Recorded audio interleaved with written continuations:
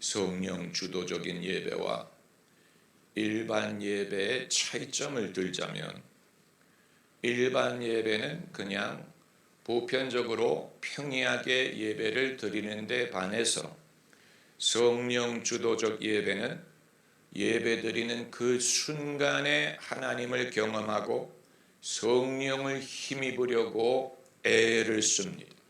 성령에 몰입을 하려고 애를 씁니다. 그래서 일반적인 예배 시간에 부르는 찬송가와 성령 주도적 예배 때 부르는 찬송가가 성격이 다릅니다. 일반 예배는 그냥 평범한 노래를 불러도 되지만, 성령 주도적인 예배는 지금 성령이 역사하신다, 내가 지금 성령에 힘입는다, 지금 내가 승리하리라, 이런 immediate, 지금 곧 경험하는 하나님에 대한 믿음을 강조하고 있습니다. 이처럼 성령 주도적인 예배는 훨씬 더 가까이 계신 하나님, 즉각적인 하나님의 역사와 능력을 믿고 구하는 성격이 강합니다. 여기에 대해서 어떤 사람들은 이런 말을 할 수도 있을 것입니다. 그건 지금 하나님을 경험하기 위해 그런 것이 아니냐, 지금 하나님을 느낄 필요를 갖는 것이 아니냐. 그러나 냄비가 쉽게 뜨거워졌다가 쉽게 식는 것처럼 그렇게 뜨거워졌을지라도 그 약효가 얼마나 오래 간다는 말이냐. 조금 지나면 약발이 떨어지면 일반적인 예배나 성령 주도적 예배나 마찬가지가 아니냐. 저도 그런 생각을 했었습니다. 그런데 제가 깨달은 것은 우리가 지금 성령의 충만을 구하는 것이 지금 유익한 것뿐만이 아니고 이후에도 유익하다는 사실이에요. 이후까지 약발이 지속이 됩니다. 왜냐하면 지금 내가 성령에 충만해야 지금 내가 믿음으로 기도할 수 있고, 지금 내가 믿음이 충만해야 내가 지금 확신으로 예배를 드릴 수 있고, 지금 믿음으로 기도하고 지금 확신으로 예배 드리는 것이 두고두고 유익하기 때문이에요. 이후에도 여력이 있기 때문입니다. 만일 지금 내가 강력하게 기도하지 못하면 나중에도 여력이 없고, 지금 내 예배가 뜨겁지 않으면 이후에도 내가 얻을 것이 없어요. 제가 어제 안부 카톡에 말씀드린 것처럼 정기적인 카톡을 받기 원하시는 분들은 등록 카드를 내시기 바랍니다. 여러분의 연락처를 저에게 알려주시고, 오늘 나가시는 길에 사람이 기쁨 중에만 하나님을 예배하는 게 아니고 슬픔과 아픔 중에도 하나님을 예배할 수 있다고 말씀드렸죠. 그 사실을 우리가 시편에서 발견하지 않습니까? 시편에 대해서 여호와는 나의 목자시니 내가 부족함이 없으리로다. 시편의 그 아름다운 정서적인 시편에 매료돼서 내가 시편을 공부하겠다고 하는 사람은 정작 시편을 읽기 시작하는 순간에 당혹스럽습니다. 왜냐하면 시편의 시초에 얼마나 많은 탄원시가 있는지 몰랐기 때문에, 얼마나 많은 탄원시가 즐거운 기쁨의 시가 아니고 어느 때까지니까, 하나님은 왜 숨으셨나이까, 내 눈물이 내 밥이 되었나이다, 내 원수가 많나이다, 그들이 나를 조롱하기를 하나님이 너를 돕지 못한다 하나이다. 탄원하는 간절한 내용의 시편이 그렇게 많다는 사실을 발견하기 때문이에요.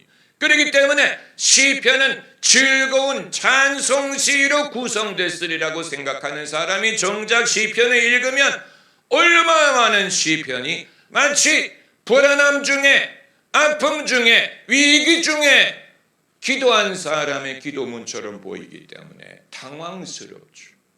이 사실이 우리에게 증거하는 것은 옛날에도 그렇고 지금도 그렇고 예배하는 사람이 팔자가 좋은 게 아니에요.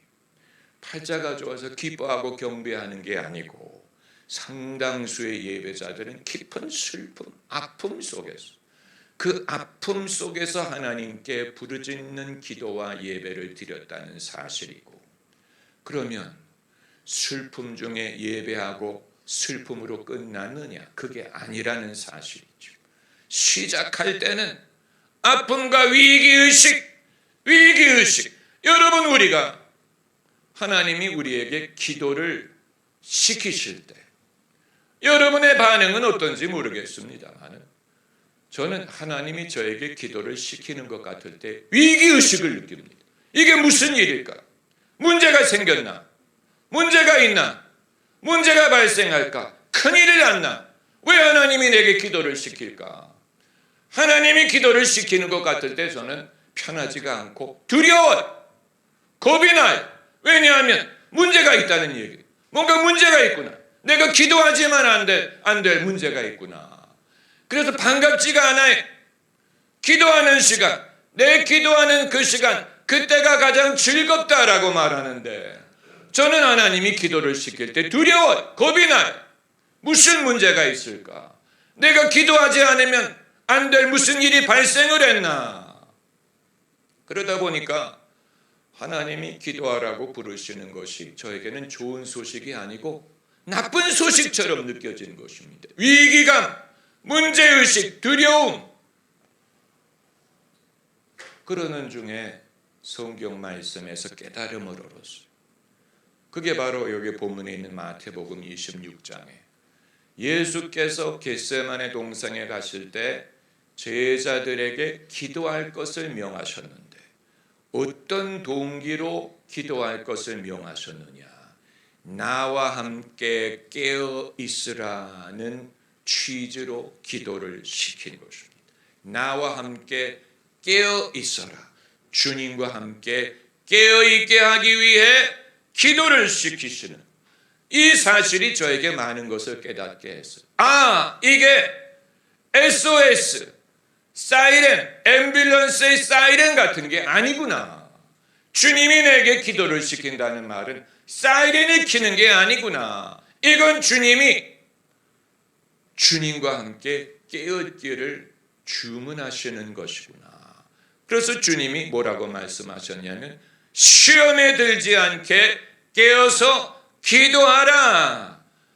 마음은 원이로되 육신이 약하니라. 우리가 마음은 원이로되 육신이 약하기 때문에 기도를 함으로써 시험에 들지 않고 깨어있을 수가 있는 것입니다.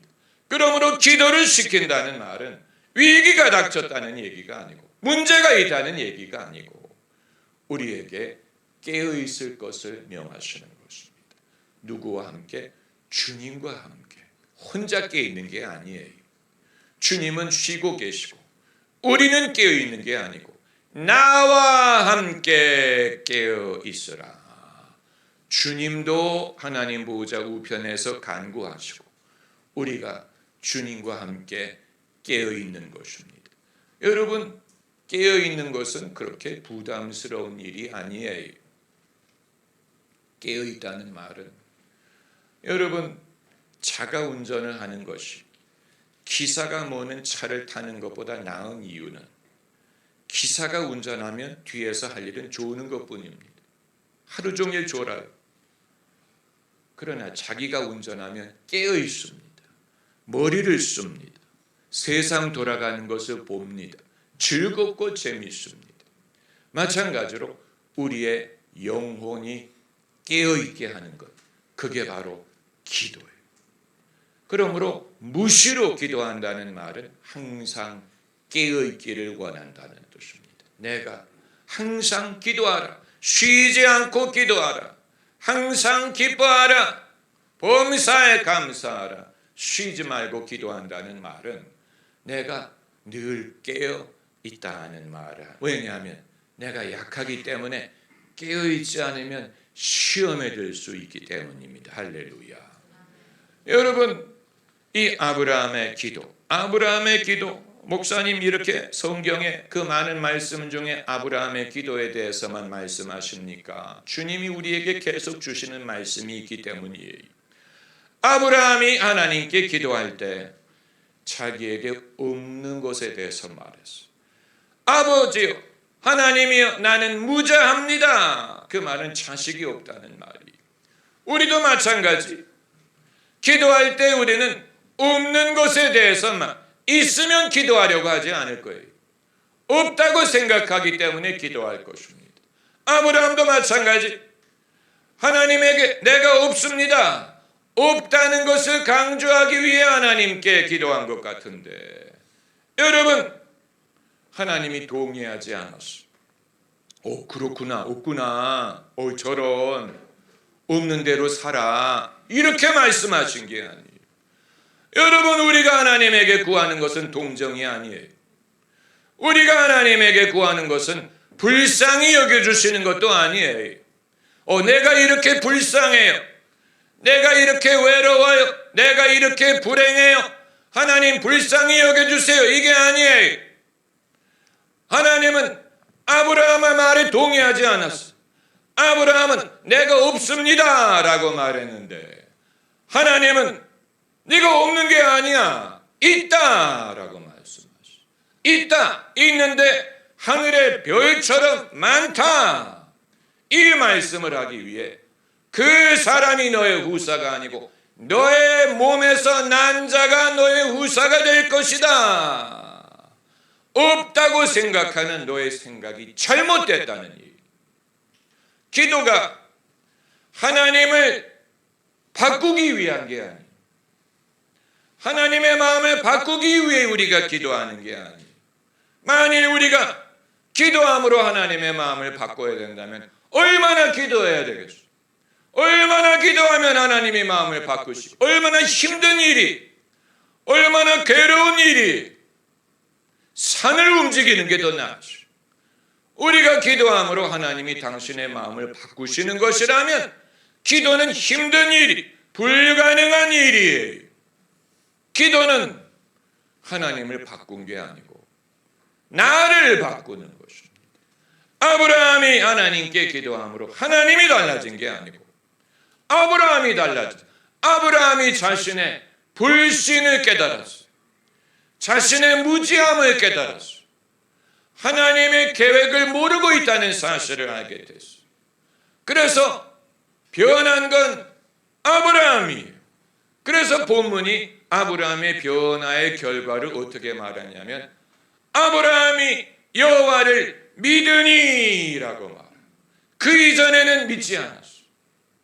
기도한 결과로 하나님이 달라진 게 아니고 아브라함이 달라졌어. 이전에는 무지했는데 아브라함이 믿으니 여호와가 이를 그의 의로 여기시고, 믿지 않으면 우리는 의로운 것이 아니에요. 우리를 의롭다 만드는 것이 우리의 믿음입니다. 할렐루야. 그러므로 아브라함이 기도하기 전에는 불신에 있었어요. 그렇기 때문에 없는 걸 주목했죠. 하나님, 나는 없어요. 나는 자식도 없고, 나는 기회도 없고, 나는 즐거움도 없고, 바랄 것도 없어요. 나는 불쌍해요. 자기에 대한 연민, 하나님이 우리를 동정하지 않는다는 말씀이 그런 뜻입니다. 하나님은 우리를 동정하는 식으로 위로하지 않아요. 아프겠다. 어쩜 그러게. 우리가 사람끼리는 할 수 있는 말이 그거밖에 없어. 그러게. 어쩜 많이 아프지. 그래서 사람의 동정은 하나도 쓸 데가 없어. 하나도 쓸 데가 없어. 제발, please, 제발 저에게 그러게요라고 말하지 마. 아무 도움이 안 돼. 그러게 어쩌자는 말. 나 괴로워 죽겠어. 그러게 어쩌자는 말이 아무 도움이 안 되지. 그런 식으로 말하면 도움이 되리라고 생각하는 사람의 말을 듣지 마세요. 하나님은 적어도 그런 식으로 위로하지 않으시기 때문에 하나님은 그 네 생각이, 네 말이 사실이 아니야. 무지하다는 말 그거 옳은 거 아니야. 너 지금 잘못 알고 있는 거야. 너 나를 오해하고 있는 거야. 아직 네가 충분히 기다리지 않은 거야. 너는 나의 계획을 아직 몰라서 그 말하는 거야. 그러면서 하나님이 당신의 계획을 보여주시지 않습니까? 하늘의 별을 무별을 셀 수 있나 보라. 내 후손이 이와 같으리라. 놀랄 노자죠. 놀랄 노자예요. 제가 처음 신학교를 가겠다는 말을 저희 아버님의 친구분이 처음 듣고 첫 마디가 놀랄 노자다라고 해요. 제가 아니 내가 그렇게 놀랄 노자처럼 보였습니까? 신학교를 안 갈 사람처럼 저를 깊이 오해하셨네. 저를 알지 못한 것. 사람끼리도 알지 못하는데 하나님을 어떻게 알겠어? 하나님이 우리를 위해 예비하신 것을 성령으로 보이지 않으면 알 수가 없어. 눈으로도 보지 못하고 귀로도 듣지 못하고 마음으로도 깨닫지 못해. 아무리 명석한 사람의 마음으로도 깨달을 수 없어. 그렇기 때문에 하나님 앞에 하나님의 길을 알고 믿음의 길을 알기 위해 중요한 것은 우리가 얼마나 영리하냐, 머리가 좋으냐, 얼마나 스마트하냐, 이건 별로 소용이 없고, 믿음이 있느냐 없느냐, 하나님의 길을 아느냐 모르느냐, 하나님의 지혜를 소유했느냐, 여기에 좌우됩니다. 할렐루야. 여러분, 이것은 아주 중요한 것입니다. 제가 중학생 때 캐나다에 이민을 가기 위해 신체 검사를 받지 않습니까? 신체 검사를 했는데 14살밖에 안 먹은 녀석이 혈압이 높다고 나왔어. 혈압이 높아서 이민을 못 갈 수 있는 상황. 왜 혈압이 높으면 이민을 안 받아주는지 알 수가 없지만 그래서 저는 그때 이후로 일평생 내가 혈압이 높을 가능성이 있다는 것을 늘 염두에 두고 살았어요. 무엇을 먹든 운동을 하든 무슨 뭐를 하든 나는 혈압이 높을 수 있는 가능성이 있었어. 그러므로 나는 이걸 주의할 거야. 이걸 평생 생각을 했는데 예수님을 믿고 하나님의 은혜를 받게 될 때에도 저를 위해 기도해 주셨던 목사님이 너는 머리가 좋은데 그 좋은 머리가 하나님을 아는 데는 도움이 되지 않는다. 이 말씀을 듣고 그 이후로 일평생 나는 내 머리로 의지해서 하나님을 알고 쫓으려고 하지 않을 것이다. 나는 내 명력, 내 능력, 내 명석감이 아닌 하나님의 은혜, 성령이 주시는 은혜에 힘입을 거다. 그게 저의 세컨드 네이처, 후천적인 성격이 됐어요. 마치 어렸을 때 내가 혈압이 높을 가능성이 있기 때문에 일평생 주의하겠다라고 생각한 것처럼 내 명석함이든 나의 스마트함으로 하나님을 알 수 없기 때문에 나는 믿음, 은혜 위주로 살 것이다. 그것이 저의 후천적인 성격이 되었어요. 지금까지도 저를 지배합니다. 지금까지도 그것을 쫓습니다. 그런데 어떤 사람은 그런 경고라든가 주의를 받은 적이 없다 보니까 자기가 무엇을 조심해야 되는지, 자기가 어떤 유혹이나 시험에 취약한지를 잘 깨닫지 못하는 경우가 있고, 그래서 늘 반복해서 거기에 넘어집니다. 늘 똑같은 부분에서 넘어지는 사람들이 많아요. 그걸 한 번 깨달으면 그것을 일평생 주의할 수 있는데 그걸 깨달을 기회가 없었기 때문에 일평생 살면서 늘 똑같은 부분에서 넘어져, 똑같은 부분에서 시험을 당합니다. 예수님이 베드로에게 하신 말씀대로 너희가 시험에 들지 않게 깨어서 기도하라. 깨어 있을 필요. 내가 왜 깨어 있어야 되느냐? 연약하기 때문에. 그러지 않으면 시험에 들 것이기 때문입니다. 할렐루야. 그러므로 기도는, 믿음의 기도는 하나님을 변화시키는 것 같은데, 그 말은 하나님이 원래는 아브라함에게 자식을 줄 생각이 없었는데 하나님께 간청해서 마음을 바꿔서 자식을 주셨다. 그렇다면 하나님을 바꾼 거예요. 그러나 그게 아니고 하나님이 원래부터 아브라함에게 자식을 주려고 하셨어요. 그것도 하늘의 별처럼 많이.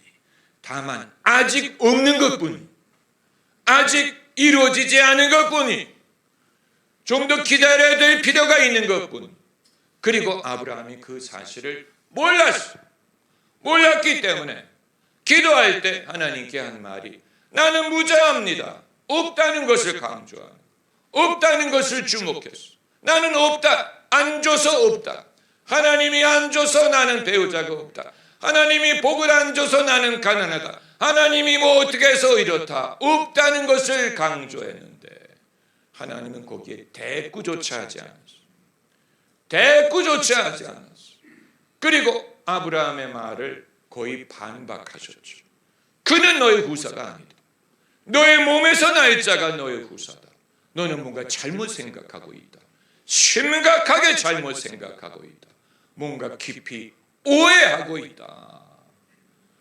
하나님의 뜻을 오해한다는 말은 하나님을 오해하게 됩니다. 하나님의 뜻을 오해하기 때문에 하나님을 오해합니다. 하나님의 뜻을 믿지 않기 때문에 하나님을 압니다. 그러므로 하나님을 알려면 하나님의 뜻을 아는 것이 도움이 됩니다. 할렐루야. 예수께서 늘 반복하신 것이 좋은 것을 주시지 않겠느냐. 떡을 달라고 할 때 돌을 주시겠느냐. 좋은 것을 주시지 않겠느냐. 하나님의 성품을 통해 하나님을 알게 하기 위한 것입니다. 여러분, 선하심을 맛보아 알지니라. 한번 따라 맛보아 알지니라. 네, 맛을 보고 맛을 아는, 맛을 본다. 테이스트. 우리가 부모님에게 배운 대부분의 것이 틀린 게 많아요. 밥 먹을 때 소리 내고 먹지 말라고 배웠죠. 소리 내지 말고. 물을 마실 때도, 뭐 커피를 마실 때 하지 말고 소리 내지 말고 마셔. 영국 여왕은 소리 내지 않고 마시고. 그러나 테이스트하는 사람 보셨어요? 아이스크림, 와인 테이스팅하는 사람 혹시 여러분 보시면 아이스크림 테이스팅하는 사람이 금으로 된 숟갈을 사용하더라고요. 금으로 된 숟갈. 그리고 아이스크림을 한 스푼 퍼가지고 입에다 넣고 놀랬어요. 저게 맛을 보는 방법이구나. 와인 테이스팅하는 사람이 와인 한 모금을 입에 넣고 보셨어요? 와인 테이스팅. 그걸 듣고 내가 지금까지 잘못 배웠다. 부모님에게 잘못 배웠다. 내가 왜 어렸을 때보다 밥 먹을 때 소리를 내느냐. 맛이 나기 때문에. 그게 옳은 거예요. 밥을 먹을 때 우리는 그 맛을 음미하려면 이렇게 먹어야 돼. 그러나 점잖은 문화에 의해서 소리 내지 마. 그러니까 맛없이 먹게 되는 거예요. 와인을 마실 때도 맛없이 마시고 아이스크림 먹을 때도 맛없게. 그러나 성경은 선하심을 맛보아 알지니라. 맛을 봐. 오 하나님. 할렐루야 할렐루야. 오 하나님 좋으신 하나님. 오 하나님이 신실하시네. 여러분이 모두 맛을 보셔야 돼. 맛을 보셔야 돼. 맛을 볼 기회를 하나님이 주실 줄을 믿습니다. 그렇게 말씀하셨기 때문에 맛을 보아 알지니라 하셨기 때문에 우리가 알게 하기 위해 맛보게 하실 것입니다.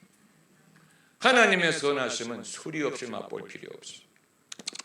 이렇게 맛보면 맛있다. 좋다. 맛을 토. 정말 좋아. 정말 좋아요. sehr gut. 정말 좋아요. 정말 좋아요. 할렐루야 할렐루야.